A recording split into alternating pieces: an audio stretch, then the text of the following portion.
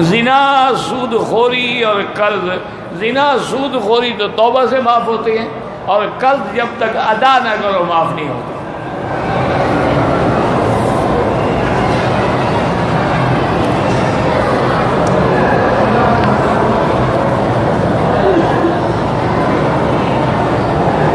داڑھی پر بلیڈ لگانے آتے ہیں، کیا میری یہ کمائی حلال ہے؟ بالکل حرام ہے۔ داڑھی جو مونڈتے ہیں سالون پہ ان کی کمائی حرام ہے۔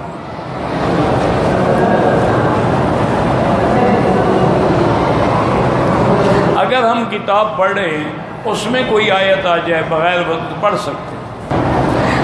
محفل میلاد جو منعقد کرتے ہیں وہ بدعت ہے، اس کا کرنا بھی ناجائز ہے، اس میں کھانا کھلانا بھی ناجائز ہے۔ یہ تو عیسائیوں کی رسم ہے، اس کا اسلام سے کوئی تعلق نہیں۔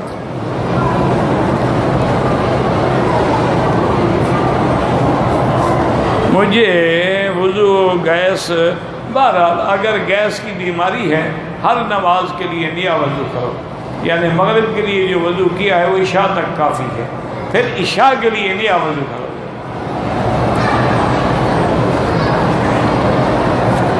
انسان کے فوت ہونے کے بعد، جب آدمی فوت ہو گیا اس کے عمرہ ہو سکتا ہے دفن کے بعد کرو یا مرنے کے بعد۔ اگر اس کو دفن نہ کریں 1 سال تک رکھا رہے کولڈ سٹوریج میں تو یہ کیا مطلب؟ مر گیا۔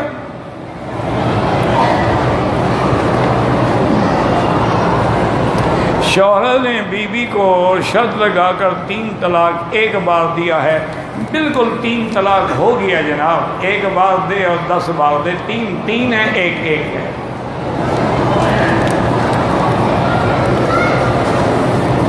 ان کو بھی پتہ ہے کہ 3 ہو جاتی ہے، ورنہ مسئلہ کیوں پوچھیں؟ ان کو بھی پتہ ہے کہ حرام ہو گئی ہے، اب بھاگ رہے ہیں کہ کوئی راستہ نکل ہے، کوئی راستہ نہیں جناب۔ اگر ہوائی جہاز میں جمعہ کی نماز کو، جمعہ تو سفر میں معاف ہے تو تم جمعہ ہوائی جہاز میں پڑھو گے ماشاءاللہ، جب مسافر کے لیے جمعہ ہے ہی نہیں۔ بس عورت کی نماز مرد سے بالکل الگ ہے۔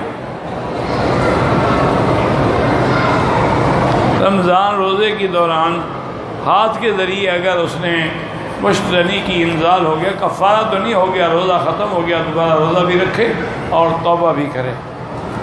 کفارہ تب ہوتا ہے جب بیوی سے جماع کرے۔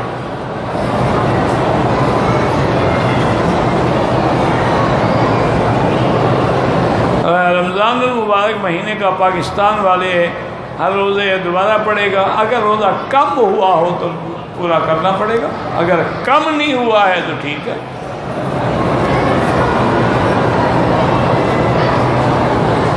اگر مکے کا رہائشی اپنے رشتہ دار کے نام پہ قربانی کرے وہ بھی جائز ہے،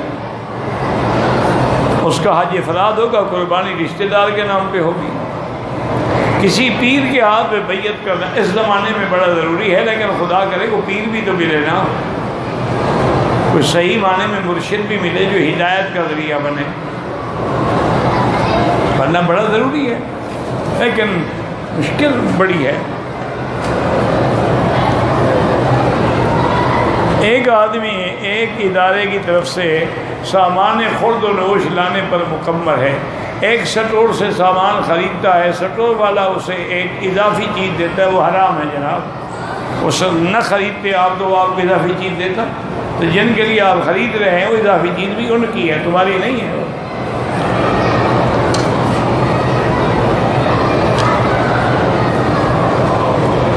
اگر کسی آدمی نے بچپن میں کسی عورت کا دودھ پیا تھا تو اس کے بچوں سے اس کا نکاح نہیں ہو سکتا، اس کی جتنی اولاد ہے اس کے بہن بھائی ہیں، وہ ماں بن گئی، اس کی اولاد بہن بھائی بن گئے۔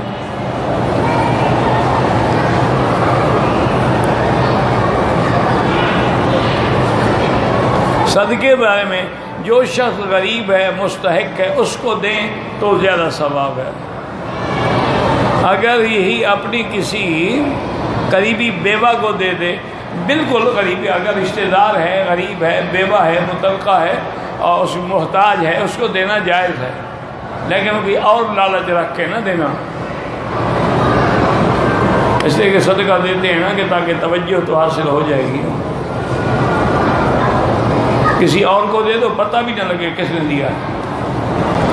کہتے جی کسی آدمی نے اپنی بیوی کے پستان چوسے تو دودھ اندر چلا گیا، کوئی فرق نہیں پڑتا، بہرحال وہ تمہاری بیوی ہے، نکاح شکاح نہیں ٹوٹتا، اور اچھا بھی ہے کہ تمہیں مفت میں گھر میں بھینس مل گئی، دودھ بھی پی لیا، باقی فائدہ بھی اٹھا لیا، بہرحال نکاح نہیں ٹوٹتا، نکاح بڑا پکا ہے۔